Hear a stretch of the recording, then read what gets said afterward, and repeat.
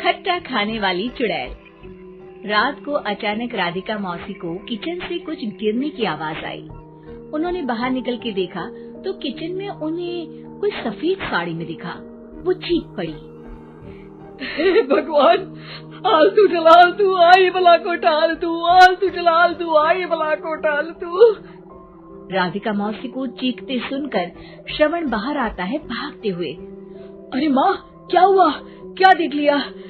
दादी माँ आ गई क्या सपने में? अरे बेटा, रसोड़े में देख तो कौन है? श्रवण रसोड़ी में झांक कर देखता है और उसे कोई नहीं दिखता अंदर। अब रसोड़ी में तो कोई नहीं है माँ। कोई सफेद साड़ी में नहीं है क्या? नहीं माँ, कोई भी नहीं है। चिल्लम चिल्ली की आवाज सुनकर काजल भी वहाँ आ जाती है। अब क्या हो गया माँ जी? अरे बेटा, रसोड़े में एक चुड़ैल थी सफेद साड़ी में। अरे क्या कर रही थी वो अंदर? अरे बताया नहीं, कल आएगी ना तो पूछ लूंगी। चुड़ैल जी, आपका क्या प्लान है? माँ जी, रात बहुत हो गई है, आपने कोई बुरा सपना देखा होगा, चलिए सो जाइए। राधिका मौसी सोने तो चली जाती है पर उनको रात भर नींद ही नहीं आती। वो कुछ भी उलझुल बातें सोचने लगती है। कहीं चुड़ैल की वजह से तो घर में टेंशन नहीं हो रहा, कहीं उसी की वजह से तो वो दादी नहीं बन पा रही। सुबह जब राधिका मौसी रसोड़े में छानबीन करती है तो पाती है कि नींबू का अचार गायब है। चुड़ैल नींबू का अचार ले गई, मुझे तो ठीक नहीं लग रहा कुछ। चुड़ैल को भी पता है कि जिंदगी का असली मजा तो खट्टे में ही है। राधिका मौसी झट से श्रवण को फोन कर देती है। बेटा, मुझे समस्या समझ में आ गई है, हमें एक तांत्रिक की जरूरत है। अरे क्या बोल रही हो माँ, तांत्रिक की क्या जरूरत है? आप पूजा पाठ तो कर ही रही हो ना। आलतू जलालतू मंत्र सारे फालतू जैसे कुछ मंत्र पढ़ो, चली जाएगी अपने आप चुड़ैल। अरे नहीं बेटा, कभी चुड़ैल को कम नहीं समझते। अरे तुझे पता भी नहीं चलेगा कि कभी वो छल करके काजल की जगह घर की बहू खुद बन जाएगी। क्या माँ, कुछ भी बोल रही हो? कहाँ काजल और कहाँ चुड़ैल? वैसे एक बात बताओ, काजल को अगर गाने के लिए बोल देना तो चुड़ैल काजल की आवाज सुनकर घर तो क्या धरती लोग छोड़कर चली जाएगी। तुम ना पढ़े लिखे बच्चे हर चीज को मजाक समझते हो। तुम रहने दो, मैं खुद ही तांत्रिक को बुला लेती हूँ। अच्छा सुन, शाम को इमली लेके आना। क्या है कि चटनी खाए बहुत दिन हो गए है ना? नहीं माँ, इमली तांत्रिक से ही मंगवा लो ना, आटा वगैरह भी उसी से पिसवा लेना। देखो मुझे काम करना है। श्रवण रात को कई तरह की सब्जियों के साथ माँ के कहने पे चटनी के लिए इमली भी ले आया था, लेकिन राधिका मौसी के दिमाग में अलग ही फिल्म चल रही थी। उन्हें अब सिर्फ शक ही नहीं यकीन होने लगा था कि शायद चुड़ैल ने श्रवण पर अपना जाल बिछा दिया था, जिस वजह से श्रवण उनकी बात ही नहीं मान रहा था। पर कोई नहीं, आने वाली रात में राधिका मौसी खुद तैयार हो गई चुड़ैल को पकड़ने के लिए। रुद्राक्ष की माला, तुलसी का पत्ता, हनुमान चालीसा सब हाथ के पास ही था, बस चुड़ैल का इंतजार था। और जैसा राधिका मौसी ने सोचा था वैसा ही हुआ। वो चुड़ैल उस रात भी आई, पर वो राधिका मौसी से तेज निकली और राधिका मौसी के उससे पकड़ने के पहले ही वो भाग खड़ी हुई।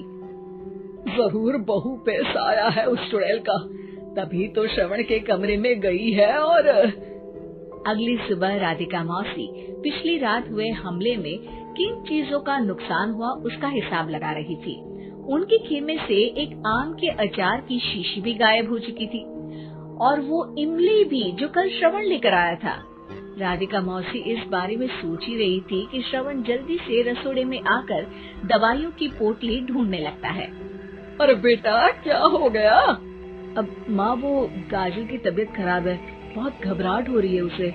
हे भगवान, मैंने पहले ही कहा था कि तांत्रिक को बुला लेते हैं, पर नहीं। अब देखो, उस चुड़ैल ने काजल को अपने वश में करना शुरू भी कर दिया है।